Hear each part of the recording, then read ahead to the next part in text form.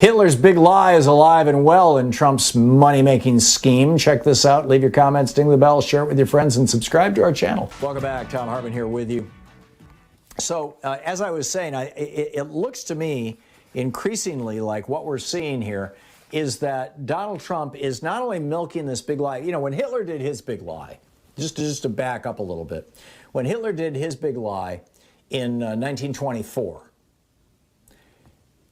and this was the basis of his campaign to overthrow the government of Munich, of Bavaria. Munich was the capital of Bavaria. And he jumped up on this table in this beer hall and fired a pistol into the sky, into the roof of the building to get everybody's attention, and then gave an hour and a half long speech ranting about how, you know, keep in mind, Germany had lost World War I, 7 years earlier, and as a consequence of that, had the Treaty of Versailles forced on them, where they had to pay reparations to France and Belgium and Holland and England for all the damage that they did in World War I. And it was wiping out their economy. They were at the early stages of hyperinflation, and the country was in ruins.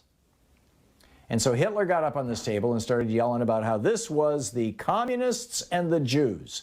The communists and the Jews had infiltrated the negotiating group that went to meet with the Allied powers and essentially surrendered Germany just when they were on the edge of victory. Germany was that, and he was like, I was a soldier and he was a soldier in World War I. He got gassed, he got mustard gassed, he ended up in the hospital as a consequence of it. And he was like, I was a soldier on the front lines. I can tell you, we were on the verge of victory, but they stabbed us in the back. And that big lie of Hitler's is referred to in history as the stab in the back. And he rode that big lie. He got these guys all cranked up in that beer hall. He led them down to the city hall in Munich. They charged the city hall and tried to take control of it. The police were successful in repulsing them, but they arrested Hitler, and he went to jail for 6 months, as I recall. He was sentenced to 2 years in prison. I think he served 6 months of it. I'd have to go back and look, but that's my recollection. It's been 30 years since I read Shearer's book. But there's actually a new book out. It's called 1924, The Year That Made Hitler, that is absolutely fascinating in this regard. But in any case, that was Hitler's big lie, and he never let go of that. When he went to prison, he told that big lie in Mein Kampf. When he got out, that big lie that, hey, Germany should have won World War I. And it was called the Great War back then. Germany should have won the Great War. We were right on the verge of it. We were stabbed in the back by the Jews and by the communists and the socialists and the trade unionists. And that became the rationale for the final solution. That became the rationale for conquering all these countries around Germany. That big lie was what brought Hitler to power, kept him in power, and led to all those atrocities. One single big lie. Now, today, Donald Trump has one single big lie, which is that the election was stolen from him by Democrats and Republicans colluding. Republicans in Georgia, Democrats in other states, colluding to steal his election. And the Republican Party is taking Donald Trump's big lie, just like the Nazi Party took Hitler's big lie.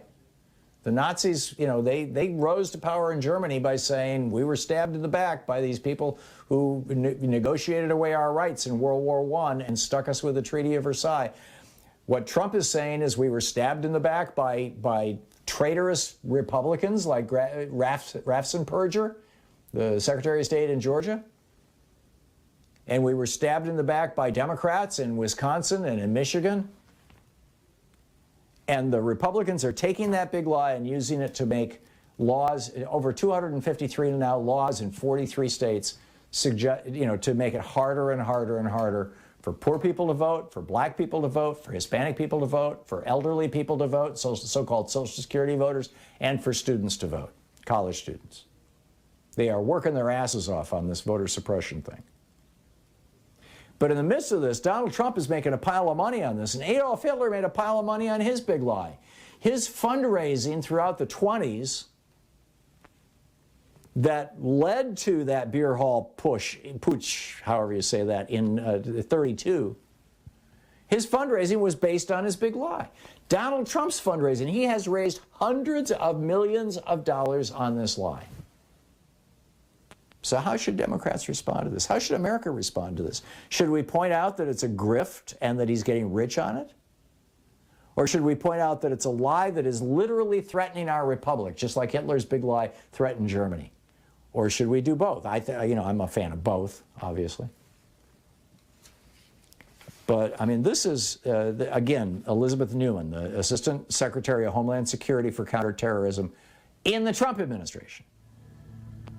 She said all these donations coming from these people who were arrested on January 6th after Trump lost the election. She says it shows a direct tie between the lie that the election was stolen and people's deepening passion for Trump. They are seeing the money roll in, and that being the Trump people, and they knew that the message was working.